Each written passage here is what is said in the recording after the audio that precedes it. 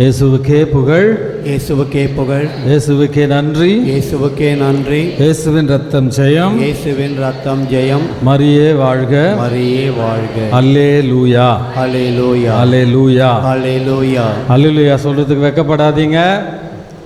அல்லேலூயா, அல்லே அப்படி என்றால் பிரைஸ், புகழ். லூ அப்படி என்றால் உமக்கு, யா அப்படி என்றால் யாவே. அதனால் அது ஏதோ பெந்தகோஸ்தக்காரங்க சொல்கிற வார்த்தைன்னு அதை பயன்படுத்தாமல் இருந்துடாதீங்க.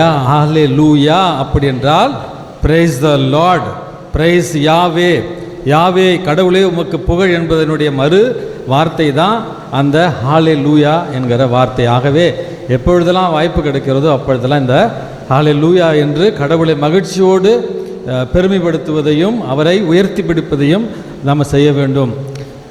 ஃபாதர் பங்கு தந்தை என்னை முதலாக அழைத்த பொழுது இன்விடேஷனை கொடுத்தாரு. நான் பார்த்தேன். ஆலயம் அந்திரேயாவுக்கு அர்ப்பணிக்கப்பட்ட ஆலயம். ரொம்ப பிடிச்சமான புனிதர் எனக்கு. ஏனென்றால் தலைமை புனிதர்னா அவர் தான் சொல்லணும். ஏன்னா பேதுருவையே இயேசுவுக்கு அறிமுகப்படுத்தி வச்ச ஒரு புனிதர் அவர். அதிகம் பேசாதவர். ஆனால் இயேசுவை அறிமுகப்படுத்தி வைத்ததில் 12 திருத்தூதர்களில் அவருக்கு தான் அதிகமான பங்கு. அதில் நேரம் இல்லை, அவரை பற்றி பேசினா பேசிக்கிட்டே போகலாம். ஆனால் நிறைய பேரை இயேசுவுக்கு அறிமுகப்படுத்தியவர். அந்த 5 அப்பங்களையும் 2 மீன்களையும் பழுகு செய்த பொழுது அந்த 2 சிறுவர்களையும் இயேசுவிடத்தில் கொண்டு வந்தவர் அவர் தான். கலிலேயர்களை இயேசுவிடத்தில் கொண்டு வந்தவர் அவர் தான். தன்னுடைய சகோதரரான பேதுருவை இயேசுவிடத்தில் கொண்டு வந்தவர் அவர் தான். அதனால் அவர் அறிமுகத்தின் பாதுகாவலர் அப்படி என்று சொல்வார்கள். அவரை பற்றி பேசலாமா அப்படின்னா, இல்லை ஃபாதர், காணிக்க மாதாவை பற்றி நீங்கள் பேசணும் அப்படின்னாரு. சரிங்க ஃபாதர், காணிக்க மாதாவை பற்றி நான் பேசுகிறேன் அப்படின்னா, இன்விடேஷனில் பார்த்தா இயேசுவை காணிக்கையாக ஒப்பு கொடுக்கப்பட்ட பெருவிழா. இப்போ எதில் பேசுகிறது தெரியல. சரி, அதில் கொஞ்சம், இதில் கொஞ்சம், அதில் கொஞ்சம் அப்படின்னு தான் யோசித்து வச்சேன். அன்புமிக்கவர்களே, இந்த 3 விழாக்களையும் பற்றி உங்களோட நான் பகிர்ந்து கொள்வதற்கு முன்பாக சில தடைகள் இருக்குது. அந்த தடைகளை களைந்து அதற்கப்புறம் அந்த வழியை கிளியர் பண்ணிக்கிட்டு நான் அடுத்த என்னுடைய பாயிண்ட்டுக்கு போகிறேன். இன்றைக்கு இந்த 3 விழாக்களையும் பற்றி சிந்திக்கும் பொழுது எனக்கு அடிப்படையாக ஒரு கோயிலுக்கு வரணும் அப்படி என்றால், இங்கு நிறைய பேர் ரொம்ப ஆர்வத்தோடும் மகிழ்ச்சியோடும் ஏக்கத்தோடும் இந்த ஆலயத்தில் வந்திருக்கிறீர்கள். இந்த மாலை நேர திருப்பலி வந்திருப்பது ஏதோ மிகப்பெரிய பரிசு பொருட்களை வாங்கி போவதற்காகவோ அல்லது பட்டயம் எழுதி கொடுப்பதற்காகவோ அல்லது காசோலைகள் பெற்று தருவதற்காகவோ இல்லை. இங்கே வந்திருக்கிற எல்லோருமே ஏக்கத்தோடும் கண்ணீரோடும் இறைவனுடைய ஆசீர்வாதம் நம்முடைய குடும்பத்திற்கு கிடைத்து விட வேண்டும் என்கிற ஏக்கத்தோடு இங்கே அமர்ந்திருக்கிறீர்கள். காலம் மாறி போய் குழம்பி போன ஒரு சூழலில் இன்றைக்கு நம்ம வாழ்ந்து கொண்டு இருக்கிறோம். வெறும் இறை வார்த்தையை உங்களுக்கு நான் பேசிட்டு உங்களுடைய குடும்பத்தை தொடவில்லை என்றால், அல்லது உங்களுடைய குடும்பத்தை இந்த ஆலயத்திற்கு கொண்டு வரவில்லை என்றால், இந்த மறைவுரை பயனற்றதாக போய்விடும். இது காலச்சூழல், பொருளாதார சிக்கல் நிறைந்த ஒரு காலச்சூழல். இன்றைக்கு நிறைய பேர் வாழ்ந்து கொண்டு இருக்கிறோம். உட்காந்துருக்கிறோம், தலை ஃபுல்லாக வலிக்குது ஃபாதர், எனக்கு டென்ஷன் தாங்க முடியல, எங்கே போய் நான் யார்கிட்ட கடன் கேட்பேன்னு தெரில, வாங்கின கடனை கொடுக்க தெரியல, இஎம்ஐ கட்ட முடியல, வீட்டு வாடகை கட்டல, பிள்ளைங்க ஃபீஸை கட்டல, கோயிலுக்கு உட்காந்துட்டேன் ட்ரெஸ்ஸை போட்டுக்கிட்டு, ஆனால் மனசு ஃபுல்லாக அரிக்குது எனக்கு, தலையில் இந்த பொருளாதார சிக்கல் என்னால் ஹேண்டில் பண்ண முடியல ஃபாதர், எங்கிருந்து எனக்கு உதவி வரணுன்னே தெரியல அப்படி என்று எங்கள் குடும்பத்தில் இருக்கிற இந்த பொருளாதார சிக்கல் தீர்ந்து விடாதா சாமி அப்படி என்று ஏக்கத்தோடு அமர்ந்திருக்கிற பிள்ளைகள் ஆயிரம் அன்பு மிக்கவர்களே. பல குடும்பங்களில் இன்றைக்கு நோய்வாய்ப்பட்டு இருக்கிற பெற்றோர்கள் பெரியவர்களை பார்க்கிறோம். ஏன் எங்கள் குடும்பத்துக்கு இப்படிப்பட்ட ஒரு நோய் வரணும்? நாங்கள் என்ன தப்பு பண்ணோம் சாமி? ரெகுலராக பூசிக்கு வந்தோமே, ரெகுலராக எங்களுடைய திருச்சபையினுடைய கடமைகளை செய்தோமே, எங்கள் குடும்பத்துக்கு ஏன் இப்படிப்பட்ட ஒரு நோயை கடவுள் கொடுத்துருக்கிறாரு?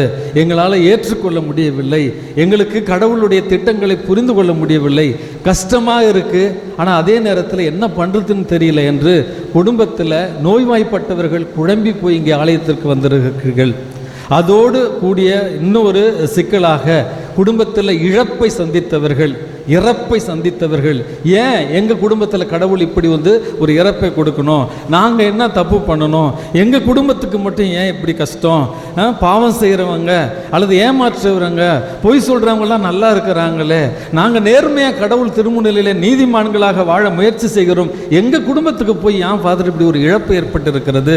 ஏன் எங்கள் குடும்பத்துக்கு இப்படி ஒரு கஷ்டம் வரணும் அப்படி என்று குடும்பத்தில் இறப்பையும் இழப்பையும் சந்தித்து இன்றைக்கு என்ன செய்வது என்று புரியாமல் குழங்கி போயிருக்கிற பிள்ளைகளை இந்த ஆலயத்தில் நம்ம பார்க்கிறோம். இன்னும் சில குடும்பங்களில் கணவன் மனைவிக்குள்ள 1008 பிரச்சனை. பேசிய 3 வருஷம் ஆகுது, 4 வருஷம் ஆகுது, 6 மாதம் ஆகுது ஃபாதர். நாங்கள் 2 பேரும் பேசி ஒருத்தர்கிட்ட ஒரே குடும்பத்தில் தான் வாழ்கிறோம். ஆனால் நாங்கள் 2 பேரும் தனித்தனி தீவாக வாழ்ந்து கொண்டிருக்கிறோம். பேச்சுவார்த்தை இல்லை. சுத்தமாக எங்கள் 2 பேர்த்துக்குள்ள ஒரு மகிழ்ச்சியான குடும்ப சூழல் இல்லை. இந்த எங்கள் 2 பேருக்கு இருக்கிற பிரச்சனையால் குடும்பத்தில் பிள்ளைகள்கிட்ட மகிழ்ச்சி கிடையாது. ஒழுக்கம் இல்லாமல் இருக்கிறாங்க, படிக்க மாட்டேங்கிறாங்க, சொல்கிற பேச்சு கேட்க மாட்டேங்கிறாங்க. காரணம் நல்லா தெரியுது. நாங்கள் 2 பேரும் ஒற்றுமையாக இல்லாததால தான் இந்த குடும்பத்தில் இந்த பிரச்சனை.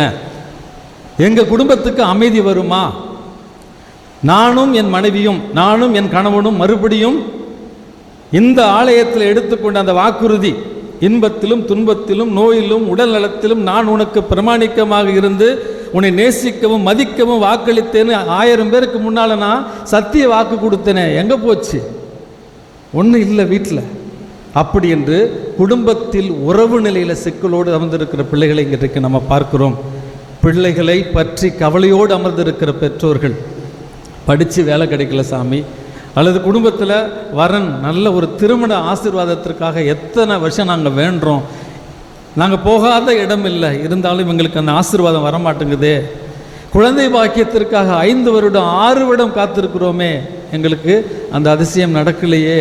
அப்படி என்று எண்ணற்ற ஏக்கத்தோடும் குழப்பத்தோடும் எதிர்நோக்கோடும் தான் இதோ இந்த ஆண்டவருடைய திருத்தலத்திற்கு நம்ம அன்னை மரியாளுடைய பரிந்துரையை தேடி வந்திருக்கிறோம். Price the Lord, praise the Lord, praise the Lord, praise the Lord, praise the Lord, praise the Lord. நான் சொன்ன பிரச்சனை எதுவுமே இல்லை சாமி, எங்கள் வீட்டில் நாங்கள் ரொம்ப சந்தோஷமாக இருக்கிறோம், எங்களுக்கு எந்த ப்ராப்ளமே இல்லை, எங்கள் குடும்பத்திலலாம் நீங்கள் சொன்ன எந்த பிரச்சனையும் இல்லை. அப்படி யாராவது இருந்தால் கை தூக்குங்க பார்க்கலாம். நான் சொன்ன பிரச்சனை எதுவுமே இல்லை அப்படின்னா பங்குசாமி ஃபாதர்கிட்ட சொல்கிறேன், இந்த லேடிஸ் எல்லாம் மாதா சிலையை இறக்கி வச்சு நீங்கள் வந்து நின்றுக்கிறீங்க, இங்கே ஜென்ஸ் எல்லாம் சூசி அப்புறம் இறக்கி வச்சு நின்றுக்கலாம். ஏன்னா குடும்பத்தில் எல்லா குடும்பத்திலும் வீட்டுக்கு ஏற்றபடி வாசப்படின்னு சொல்லுவாங்களே, வீட்டுக்கு வீடு வாசப்படிங்கிற மாதிரி எல்லா குடும்பத்திலும் ஏதாவது ஒரு சிக்கல், கஷ்டம், மனவேதனை, தேவைகள் இன்றைக்கு இருந்து கொண்டு தான் இருக்கிறது. அப்படி என்றால் எல்லா குடும்பத்திலும் கஷ்டத்தில் இருக்கும், எல்லா குடும்பத்திலும் வேதனையில் இருக்கும். ஆசீர்வாதத்தை தேடித்தான் இங்கே நம்ம வந்திருக்கிறோம். இந்த ஆசீர்வாதத்தை பெற்றுக்கொள்வதற்காகத்தான் உள்ள இவ்வளவு பேர் உட்கார்ந்துருக்கிறீங்க, வெளியில் இன்னும் நூற்றுக்கணக்கான பேர் ஆவலோடு காத்து கொண்டிருக்கிறீர்கள். இந்த திருப்பலி உன்னத திருப்பலி. ஏனென்றால் கத்தோலிக்க திருச்சபையில் இந்த திருப்பலியை விட உயர்வான வழிபாடு எதுவுமே இல்லைன்னு சொல்கிறாங்க. ஏனென்றால் இந்த திருப்பலி தான் அனைத்து வழிபாட்டு கொண்டாட்டங்களின் ஊற்றும் உச்சமும். The Eucharist is the source and summit of all the liturgical activities அப்படின்னு சொல்லுவார்கள். அப்படி என்றால் அனைத்து அருளின் ஊற்றாக இருப்பது தான் இந்த திருப்பலி, உன்னத திருப்பலி.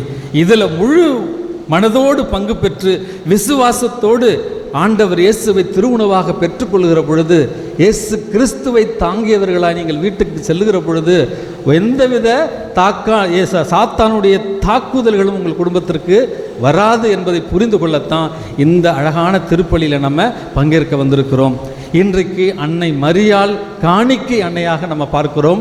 அன்னை மரியாளை கோயிலில் காணிக்கையாக ஒப்பு கொடுத்த இந்த ஒரு விழாவை நம்ம கொண்டாட இருக்கிறோம். இந்த நிகழ்வில் ஒரு சில பேருக்கு இன்னும் ஒரு குழப்பம் ஏற்படலாம். ஏன் ஃபாதர், எங்கள் வீட்டிலலாம் டெய்லி இந்த பெந்தகோஸ்தக்காரங்க வந்து எங்களை குழப்புன்னு குழப்புறாங்க, மாதாலாம் கிடையாது, நீங்கள் வந்து பசாசை வழிபடுறீங்க, படைச்சதை வழிபடுறீங்க, நீங்கள் வந்து விவிலியத்தை வாசித்தது கிடையாதா, பைபிள் எங்கே கொடுக்கப்பட்டிருக்கிறது, மாதாவுக்கு நீங்கள் வந்து இதெல்லாம் பண்ணணும்னு எங்கே கொடுக்கப்பட்டிருக்கிறது அப்படின்னு சொல்கிறாங்க ஃபாதர். எனக்கு இதுவும் புரியல அதுவும் புரியல, ஏற்றுக்கிறதான்னு தெரியல ஏற்றுக்கக்கூடாதுன்னு தெரியல. ஏன்னா பைபிளை நான் வாசித்தேன், அதில் ஒன்றும் இல்லை தான் ஃபாதர். அப்படி என்றால் இன்றைக்கு அன்னை மரியாளை தன்னுடைய தாய் என்று ஏற்றுக்கொள்வதற்கே தயக்கத்தோடு இருக்கிற கத்தோலிக்க கிறிஸ்தவர்களை இன்றைக்கு நம்ம பார்க்கிறோம்.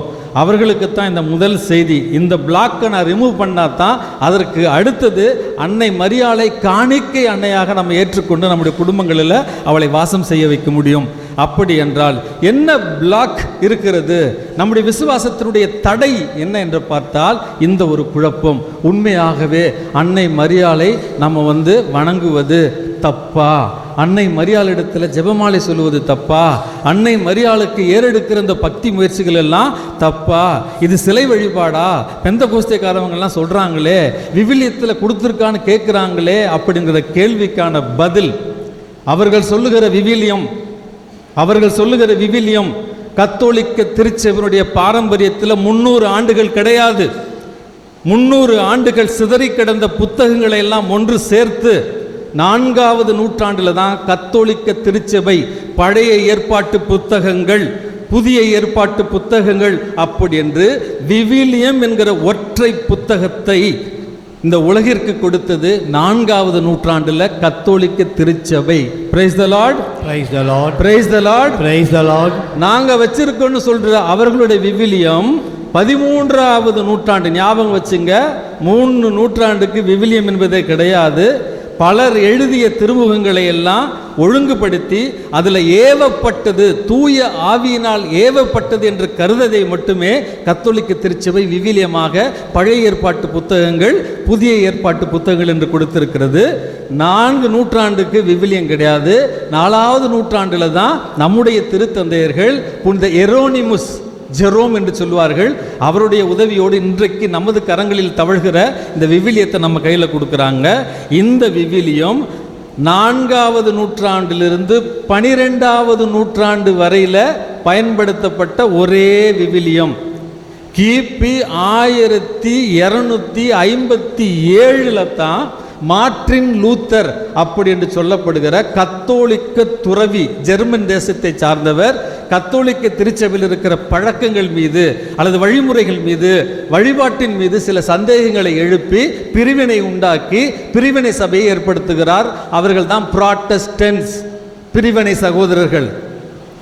அது நடந்தது கத்தோலிக்க திருச்சபையினுடைய வரலாற்றில் எத்தனாவது நூற்றாண்டு? 13 நூற்றாண்டுக்கு பிறகுதான். ஆகவே அவர்கள் கைகளில் வைத்திருக்கிற இதெல்லாம் நான் ஏற்றுக்க மாட்டேன்னு சொல்லுகிற விவிலியம் கத்தோலிக்க திருச்சபை 13 நூற்றாண்டு 1300 ஆண்டுகள் பயன்படுத்திய திருவிவிலியம். Praise the Lord, Praise the Lord. Praise the Lord, Praise the Lord. அப்படி என்றால் அவங்க சொன்னாங்கன்னா உங்களுடைய இந்த அறிவை உங்ககிட்டே வச்சுக்கிங்க, இதை கல்வெட்டில் பொறிச்சு வச்சுக்கிங்க, வருங்கால சந்ததி பார்த்து புரிஞ்சுக்கிட்டோம். ஆனால் எங்களிடம் தவழ்கிற இந்த விவிலியம் என்பது பாரம்பரிய விவிலியம். 13 நூற்றாண்டுகளை தாண்டி 2000 ஆண்டுகளாக எங்கள் கரங்களில் தவிழ்கிற இந்த பொக்கிஷம் கத்தோலிக்க திருச்சபை எங்களுக்கு கொடுத்தது என்பதை முதலில் புரிந்து கொள்ளுங்கள். விவிலியம் அப்படின்னு சொன்னாங்கன்னா நீங்கள் வைத்திருக்கிற விவிலியம் என்னன்னு எங்களுக்கு தெரியும். அதனால் praise the Lord, God bless யூன்னு அவங்களை அனுப்பி வச்சிருங்க. முதல் சந்தேகம் தீர்க்கப்பட்டு விட்டது. இரண்டாவது, அன்னை மரியாளுக்கு நீங்கள் இவ்வளவு முக்கியத்துவம் கொடுக்குறீங்க, அவர்களை ஏன் நீங்கள் வழிபடுறீங்க, வணங்குறீங்க எல்லாம் கேள்வி கேட்பாங்க. கத்தோலிக்க திருச்சபையில் தெளிவாக சொல்லியிருக்கிறாங்க. 3 விதமான வணக்கங்கள் கத்தோலிக்க திருச்சபையில் இருக்கு. தூலியா அப்படின்னு சொல்லுவாங்க. தூலியா என்கிற வார்த்தைக்கு ஆர்டினரி வணக்கம். நம்முடைய திருச்சபையில் இருக்கிற புனிதர்கள், எல்லா புனிதர்களுக்கும் நாம் செலுத்துகிற வணக்கம். ஏனென்றால் இந்த மண்ணுலகளை இறைவனுடைய திட்டத்தை உணர்ந்து அதன்படி வாழ்ந்து இறைவனை முகமுகமாக தரிசிக்கிற பாக்கியத்தை பெற்றிருக்கிற அவர்களுக்கு நாம் புனிதர்கள் என்கிற ஒரு வணக்கத்தை கொடுக்கிறோம்.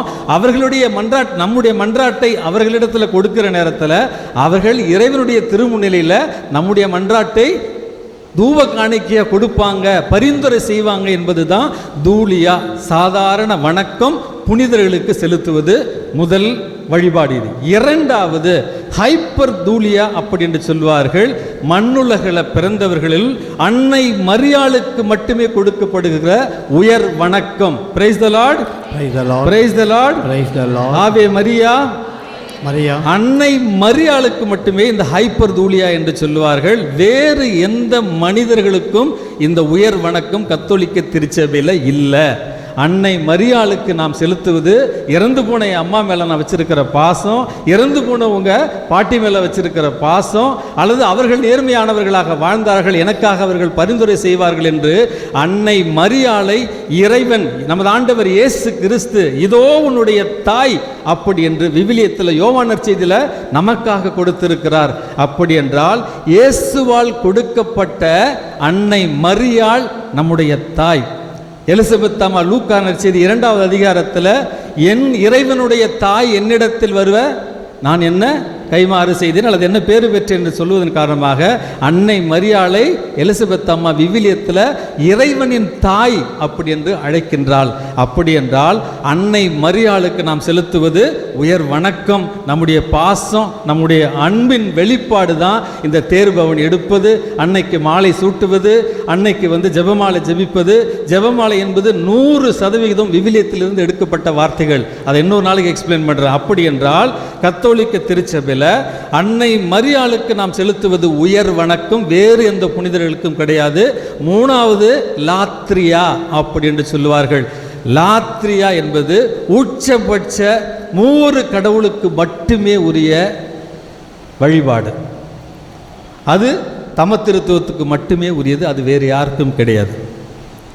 அப்படி என்றால் நம்முடைய வழிபாட்டு முறையில் புனிதர்கள் அன்னை மரியாளுக்கு கொடுக்கப்படுவது உயர் வணக்கம், தமத்திருத்துவத்துக்கு கொடுப்பது வழிபாடு, த வர்ஷிப் அப்படி என்று சொல்வார்கள். அப்படி என்றால் அன்னை மரியாளுக்கு நம்ம செய்கிற இந்த வணக்கம் தகுதியானது, நீதியானது என்பதை இன்றைக்கு நம்ம புரிந்து கொள்ள வேண்டும். இது ரெண்டுமே புரிந்துவிட்டால் போதும், நம்முடைய மனதை யாருமே நம்மை குழப்ப வேண்டிய அவசியம் இல்லை. புனிதர்களுடைய பார்வையில் மற்றும் மிகப்பெரிய புனிதமான வாழ்ந்த திருத்தந்தையர்களுடைய பார்வையில் அன்னை மரியாளை தாண்டி அல்லது தவிர்த்து நாம் ஆன்மீக ஈடேற்றம் பெறுவது என்பது சிறகில்லாமல் பறப்பதற்கு சமம் என்று சொல்லுகிறார்கள். மீட்பை இறைவனிடத்தில் நாம் அடைவதற்கு அன்னை மரியாளுடைய வழித்துணை இல்லாமல் நாம் பறப்பது சிறகில்லாமல் பறப்பதற்கு சமம். நம்முடைய நோக்கம், நம்முடைய மீட்பு என்பது ஆண்டவராகிய இயேசு கிறிஸ்துவிடத்தில் தான். ஆனால் அந்த ஆண்டவராகிய இயேசு கிறிஸ்துவிடத்தில் செல்வதற்கு பாதுகாப்பான வழித்துணையாத்தான் கத்தோலிக்க திருச்சபையில் அன்னை மரியாளை நமக்கு கொடுத்திருக்கிறார்கள்.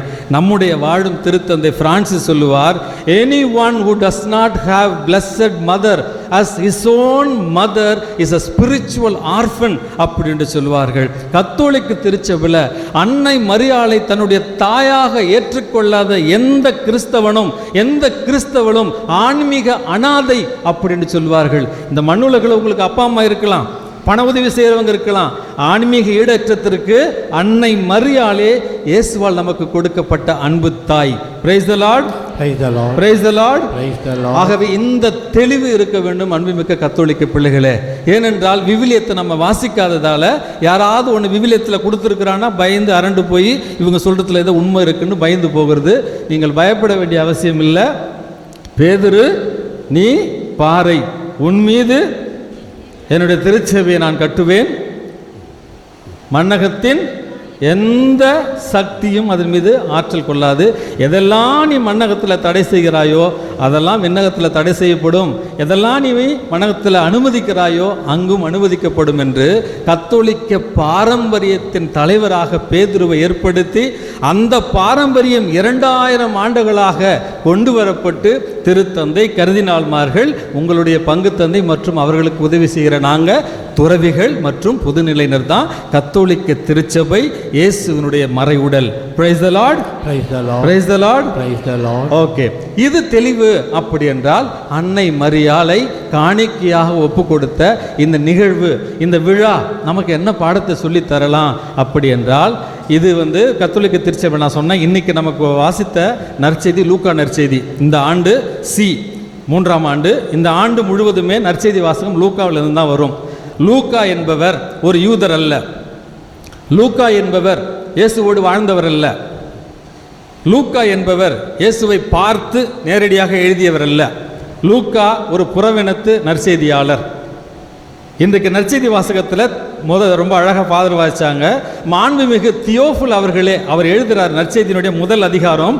மாண்புமிகு தியோஃபில் அவர்களே, நம்மிடையே நிறைவேறுகளே நிகழ்ச்சிகள். அவர் சொல்கிறாரு, தியோஃபில் என்றால் வேற ஒன்றும் கிடையாது. தியோஃபில் அப்படி என்றால் the lover of God, the friend of God. யார் யாரெல்லாம் கடவுளை அன்பு செய்கிறார்களோ, யார் யாரெல்லாம் கடவுளுடைய நண்பியாக இருக்க விரும்புகிறார்களோ, யார் யாரெல்லாம் கடவுளை தெரிந்து கொள்ள விரும்புகிறார்களோ அவர்களுக்கு கொடுக்கப்படுகிற பெயர் தான் தியோஃபில்.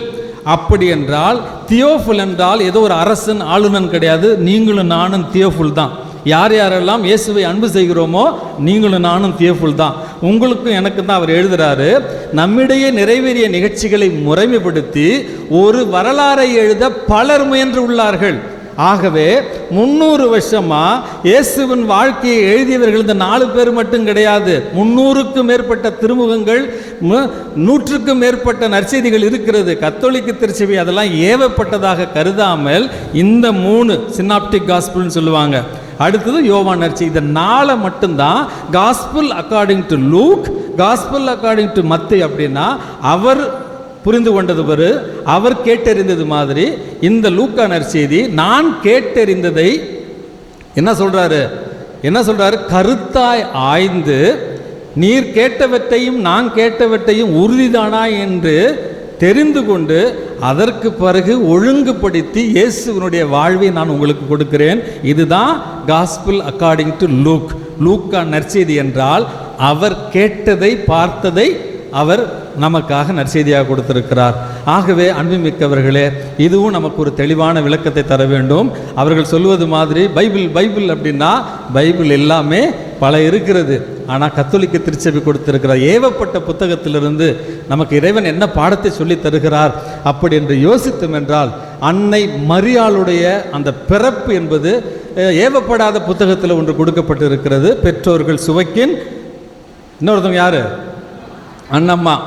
இவங்களை 2 பற்றி சொல்லுவாங்க. ஏன்னா விவிலியத்தில் 2 திருமண தம்பதிகள் தான் ரொம்ப ஹாப்பியான திருமண தம்பதிகள்னு. இவங்க ஒன்று, அடுத்தது ஆதாம் ஏவாள். ஏன்னு சொல்லுங்க. விவிலியத்தில் பல தம்பதியர்கள் கொடுக்கப்பட்டிருக்கு. ஆதாம் ஏவாளும் சுவைக்கின் அண்ணாமல் மட்டும்தான் ரொம்பவும் பிரச்சனையே இல்லாத கணவன் மனைவி. ஏன்னா இவங்க 2 பேருக்கு தான் மாமியார் மாமனார் கிடையாதான். ரொம்ப நீதிமானாக வாழ்ந்த 2 பேருக்கும் ஊரில் பணக்காரர்களாக நீதிமான்களாக வாழ்ந்த இருவருக்கும் பிள்ளை பாக்கியம் இல்லை. மனம் வெறுத்து போய் ஊரார் பேச்செல்லாம் கேட்டு வருந்தி போய் சுவைக்கின் பாலைவனத்திற்கு ஓடி போகிறார். அவமானம் தாங்க முடியாமல் அன்னாள் இங்கே இருக்கிறாங்க. ஒருவேளை கோயிலுக்கு அவர் போயிருப்பார் அப்படின்னு பாலைவனத்தில் சுவைக்கினுக்கு கபிரியல் தூதர் தோன்றியதாகவும், இது நம்முடைய விவிலியத்தில் ஏவப்படாத விவிலியம் நிறையா இருக்குது, அதில் கொடுக்கப்பட்டிருக்கிறது. காவல் தூதர் கபிரியல் தோன்றி உம்முடைய வேண்டுதல் படி உனக்கு நான் ஆண்டவருடைய வாக்கின்படி நீர் ஒரு பெண் மகவை பெற்றெடுப்பாய். ஆனால் ஒரு கண்டிஷன், அந்த பெண் உலகம் தெரிகிற நேரத்தில் எனக்கு கோயிலில் காணிக்கையாக ஒப்படைச்சிடணும். ஓகேவா? டீல் ஓகேன்னா டன். அவர் என்ன பண்ணுறாரு? கண்டிப்பாக நான் செய்கிறேன் அப்படின்னு அந்த வானதூதர் சொன்ன வார்த்தையை கேட்டு வீட்டுக்கு வராரு. வீட்டுக்கு வந்து அன்னாளை சந்திக்கிறார்.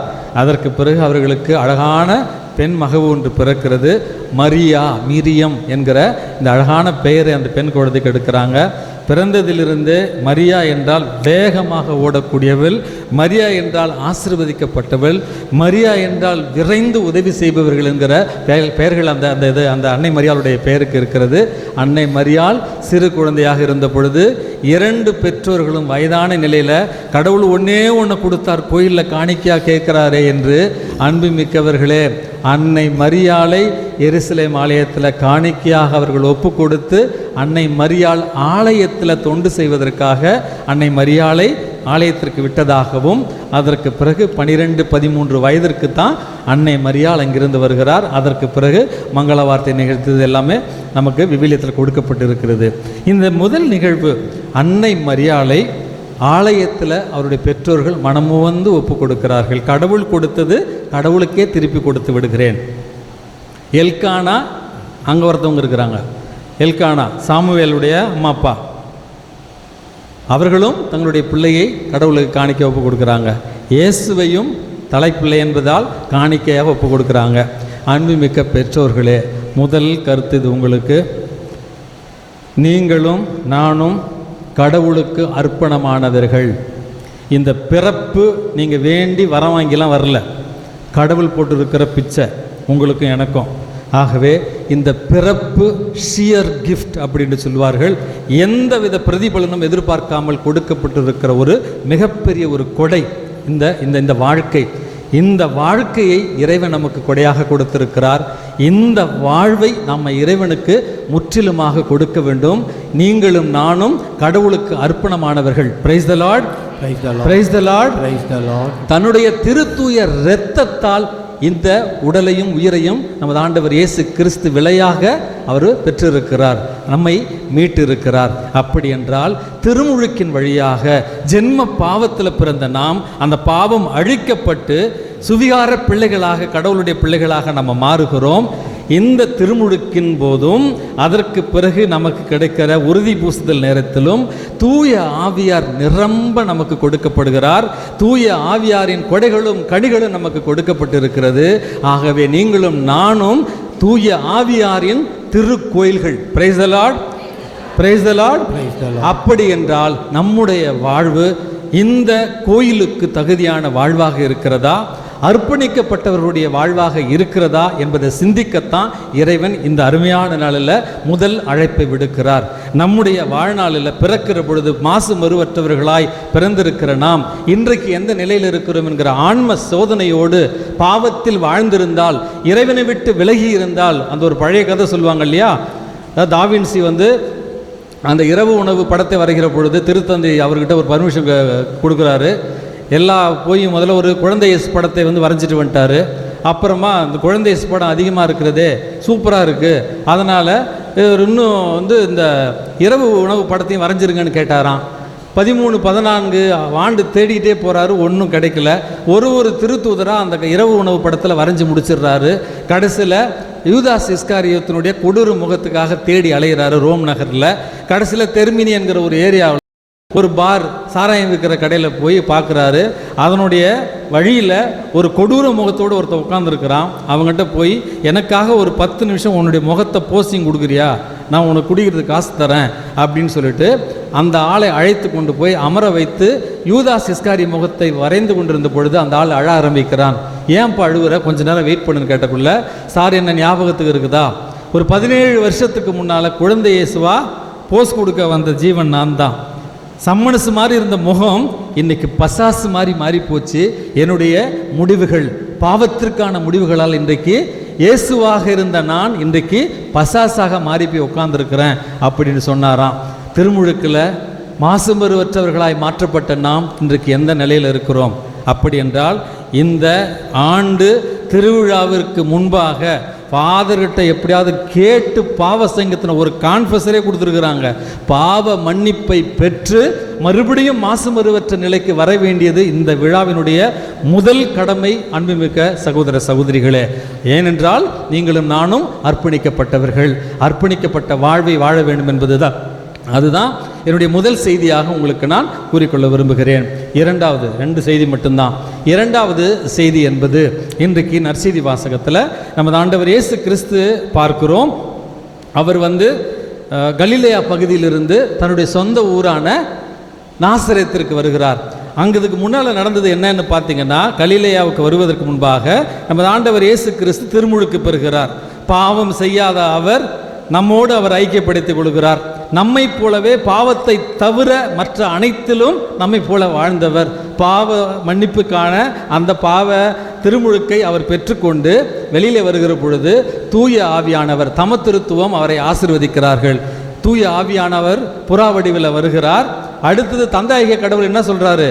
இவரே என் அன்பார்ந்த மகன், இவரிடம் நான் பூரிப்படுகிறேன். அதற்கு பிறகு ஞாபகம் வச்சுங்க, தூய ஆவியினால் அவர் ஆட்கொள்ளப்பட்டு பாலைவனத்திற்கு சோதிப்பதற்காக அழைத்து செல்லப்பட்டார். அங்கே போய் சோதனை முடிச்சுட்டு திரும்ப கலிலேயாவுக்கு அப்போஸ்தலர்களை எல்லாம் அழைத்து விட்டு, நோய் நொடி உள்ளவர்களெல்லாம் குணப்படுத்தி விட்டு, பேய்களை எல்லாம் ஓட்டிவிட்டு மிகுந்த மகிழ்ச்சியோடும் பெருமிதத்தோடும் தன்னுடைய சொந்த ஊரான நசரேத்திற்கு வருகிறார். வந்த இடத்துல தான் இன்னைக்கு அவர் வழக்கப்படி அவர்களுடைய ஜெபக்கூடத்திற்கு சென்று அங்கே கொடுக்கப்பட்டிருந்திருக்க எசாயா சுருளேடு எடுத்து வாசிக்கிறார். என்ன வாசிக்கிறார்? ஆண்டவருடைய ஆவி என் மேல் உள்ளது, ஏனெனில் அவர் எனக்கு அருட்பொழிவு செய்து விட்டார், ஏழைகளுக்கு நற்செய்தி அறிவிக்கவும், சிறைப்பட்டோர் விடுதலை அடைவர், பார்வையை அற்றோர் பார்வை பெறுவர் என முழக்கமிடவும், ஒடுக்கப்பட்டோரை விடுதலை செய்து அனுப்பவும். இது வரைக்கும் தான் அவர் கரெக்டாக எடுத்து வாசிக்கிறார் ஆண்டவர். என்ன ஃபாதர், நீங்கள் ஜீசஸுக்கே நீங்கள் கரெக்ஷன் கொடுக்குறீங்கன்னு கேட்கலாம். எசாயா, யாராவது பைபிள் வச்சுருந்தா எடுத்து பார்த்துக்குங்க. எசாயா 61 1வது திருவசனம் 2வது திருவசனம் தான் இந்த வார்த்தைகள். அதில் ஒரு வார்த்தையை இயேசு வேணும்னே விட்டுருக்கிறாரு. இயேசு மேலேயே குற்றம் கண்டுபிடிக்கிறீங்களா நீங்கள் கேட்கலாம். எடுத்து வாசிங்க, யாராவது தைரியம் இருந்தால் எடுத்து வாசிங்க. எசாயா 61:1-2 திருவசனங்களில் முதல் பகுதி கொடுக்கப்பட்டிருக்கிறது. இருக்குங்களா? வாசிங்கம்மா. எசாயா 61:1-2 திருவசனங்கள். ஆண்டவராகிய என் தலைவர், தலைவரின் ஆவி என் மேல் உள்ளது. ஏனெனில் அவர் எனக்கு அருள் பொழிவு செய்துள்ளார். Very good. ஒடுக்கப்பட்டோருக்கு நற்செய்தியை அறிவிக்கவும், உள்ளம் உடைந்தோரை குணப்படுத்தவும், சிறைப்பட்டோருக்கு